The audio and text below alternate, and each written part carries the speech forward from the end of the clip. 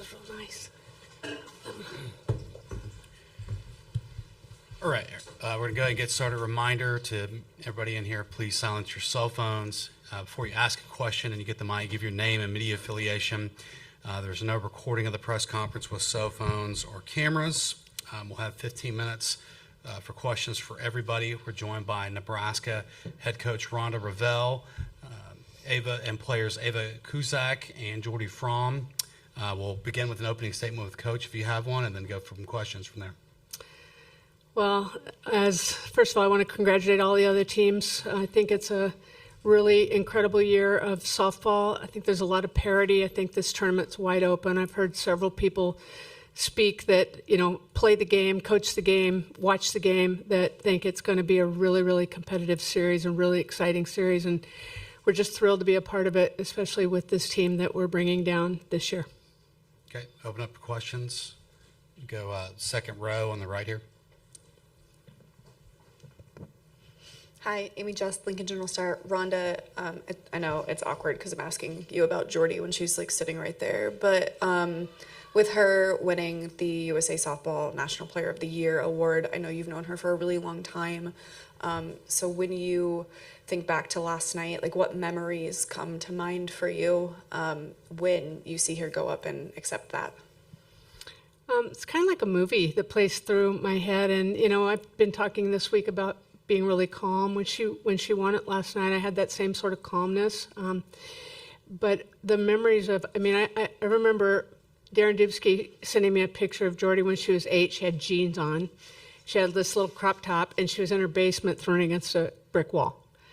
And it started there. And she just kept working. And it just shows you that dreams can and do come true when you just really put your mind to something and really work hard. The tenacity of her work, she's just never satisfied. She just does things that are at a different level. I've coached a lot of players, but I don't know that I can say that I've coached a player that has just more intention on what the end goal is for her, and not even necessarily with awards. I'm not talking awards at all. The end goal of how she wants a pitch to feel or how she wants it to look. There have been times in a bullpen that she kind of shot me that look, I'd say good pitch, and she's like, no, it's not. And so now I've just smartened. I only have to hear that so many times that now I'll just say, did you like that pitch? See, I've gotten smarter. And then she'll say, yeah, it was all right. But it hardly ever was a good one. Sorry, Jay. We'll go to the left side now, front row. Colton. Yeah, Jordy, wanted to ask you about Hannah. Just what's it been like for you this season? I know that's somebody you're really close with and having come over from Oklahoma as well. What's it been like for you to see her take advantage of her opportunity this season?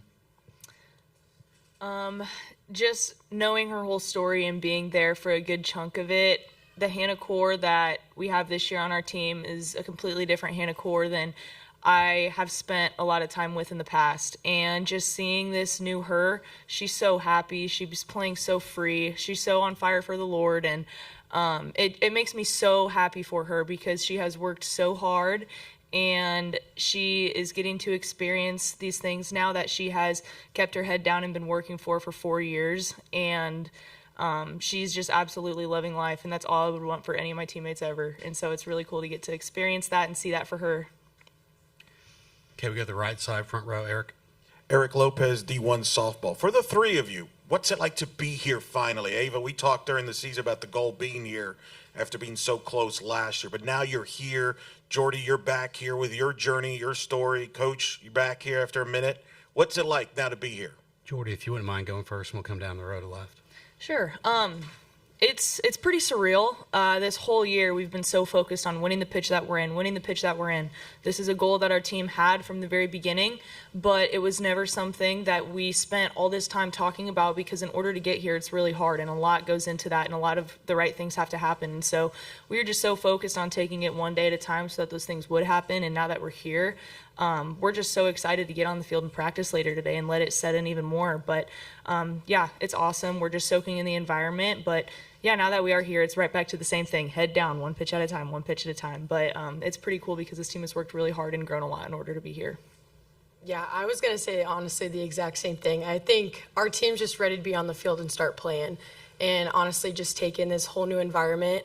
We've talked a lot about just taking in that environment, and we have been the same the whole year, but wherever we go, it can change, but we don't change. So I think we're just excited to enjoy this moment and enjoy this with each other and just play more softball.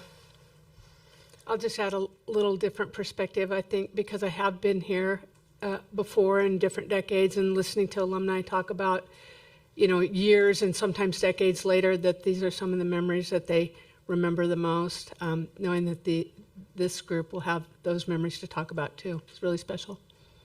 Okay, we'll stay on the right side, front row, Brady. Brady Vernon, Softball America. Rhonda, you guys really wanted to schedule hard, and it seemed to really pay off, but sometimes that's backfired on other teams. But why do you think this group kind of lived up to that and played so well, and you kind of have that experience going against a lot of these teams that are here already?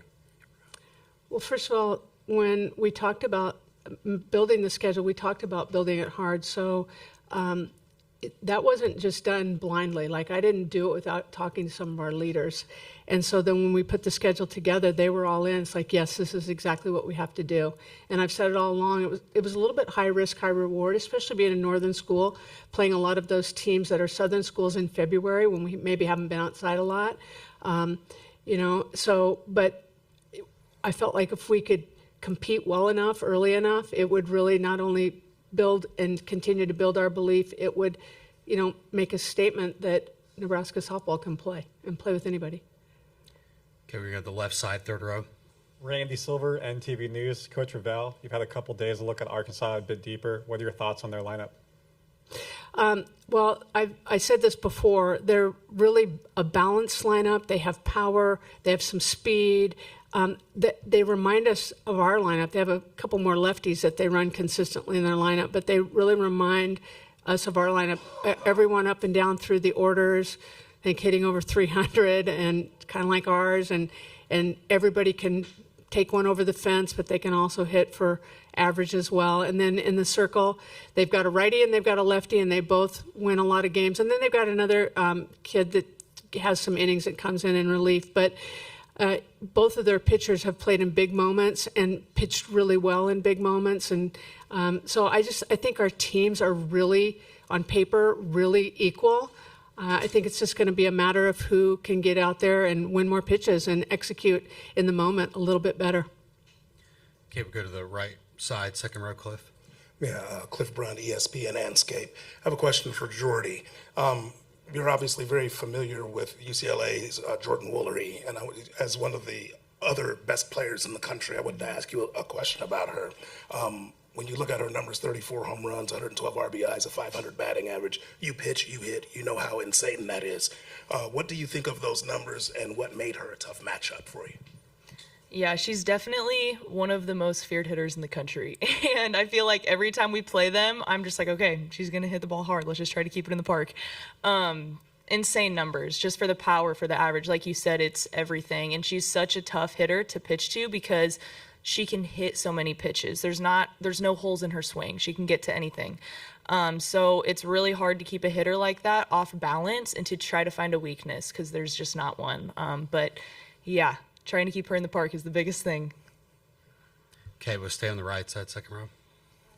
For Jordy and Ava, the game tomorrow is a late one. I know you guys are familiar with that, but what do you plan to do tomorrow in the lead up to the game?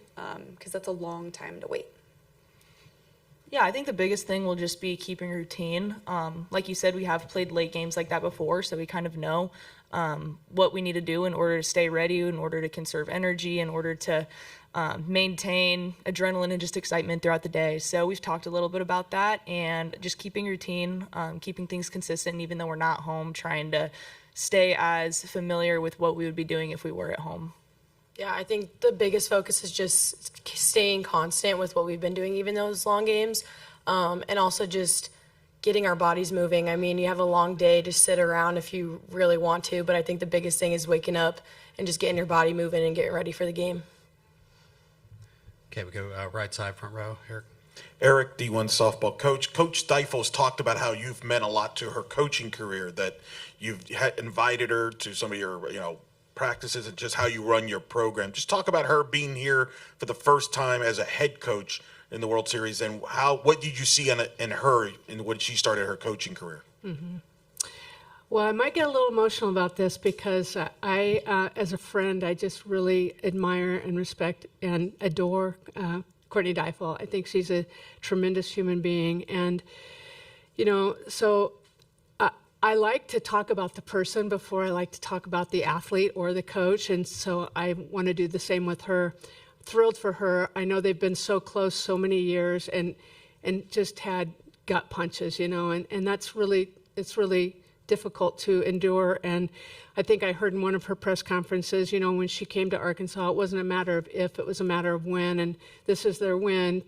And so it's as much as you don't want to compete against your friends, I'm honored and thrilled that we're going to hug at home plate tomorrow night, because I think the world needs to see that in athletics, that we can get together and compete and fight for our teams tooth and nail and hope that we're at opposite ends of, the victory and loss tomorrow, but yet be able to have that kind of affection and respect for each other. Okay, we can go to the left side, third row.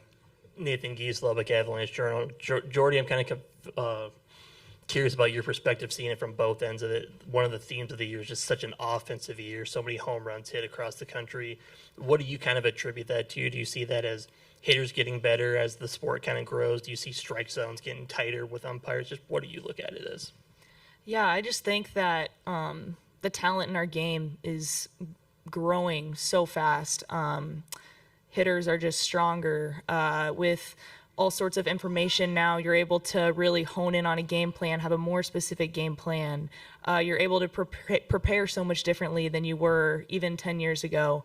So I think just a lot of that, just a lot of really talented, disciplined athletes who are doing everything they can to make themselves as athletic and strong as possible, but then also just strong-minded athletes who are trying to win on the mental side of the ball game and really have whatever edge they can with preparation and scouting and all things like that. Okay, we'll go third row on the right. Abby Barmore, Husker Online. Jordy, Rhonda mentioned that you and Hannah Core talked to the team about kind of what to expect here. What was the message from two players that have been here quite a bit and been pretty successful? Yeah, I just think that there's a lot of excitement around the World Series, obviously, because 8 teams make it and it's such a hard thing to do. It's a really exciting thing. But with that, there can also be a lot of outside noise, a lot of outside distractions. So it's really just important to protect your peace and to keep things consistent when you can, but also just to absolutely soak in the environment. There's so many people here. It's so loud. It smells like funnel cakes all the time. Like, there are so many cool things. Just, this is the pinnacle of college softball, right? So take the time to soak it in, but then also, like, once that first pitch comes, you very quickly just realize you fall back into, this is the same game that we have played for such a long time. So enjoying the environment, soaking it in, but also just realizing that when it's time to go, this is the same exact game. Okay, we'll stay on the right side, front row, Brady. Brady Vernon, Softball America. Just, Ava, a lot of your teammates came home and wanted to represent Nebraska, but why has that jersey been the perfect fit for you and just watching them do what they do? I mean, I sit back, I think about when I was little, both of my parents are from Omaha, Nebraska, so I've been a Nebraska fan for a long time.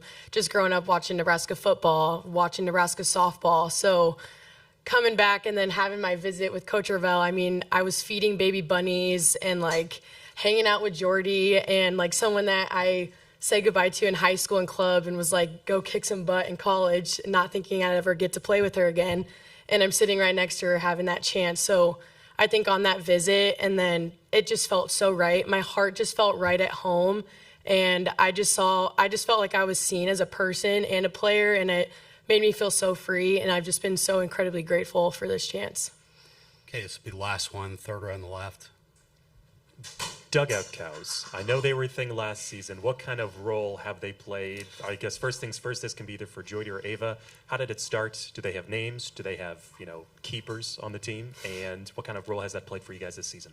Jordy, if you wouldn't mind going first, we'll come down. I'm actually going to let Ava answer this because she's the whole reason for the cows. So, Coach Revelle started it because she introduced me to Dr. Joe, and Dr. Joe brought a baby cow bull into one of our practices that was born during one of our games, and she was a twin.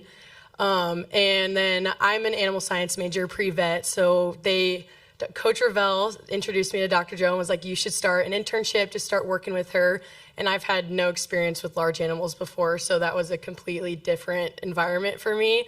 And I've completely fell in love with it. And then Coach Revelle and my mom bought some stuffed cows. So we have Bolin and Gordon, and then who are the two twins. And then Chick-fil-A, actually, after we won the Big Ten tournament, we went there and got some food after, and he came out with a huge stuffed cow, and he was like, you guys have to have this in the dugout. So that one's Row Rev for Coach Revelle. I didn't know its name. Yep, it's Row Rev. So they've just been a little something in the dugout, just have a little extra energy and just having that. Dr. Joe has been a huge fan and always comes to our games. I mean, you can always hear that lady yelling and cheering us on, and I love her as a human being, and I honestly want to be her when I grow up because she's an amazing human. So I think for me, the cows just mean like giving a little something to Dr. Joe as well. Right, that'll wrap things up for Nebraska. Thank you. Thank you. A reminder, recording the press conference will be on the NCAA Digital Media Hub, and transcripts will be provided by ASAP shortly.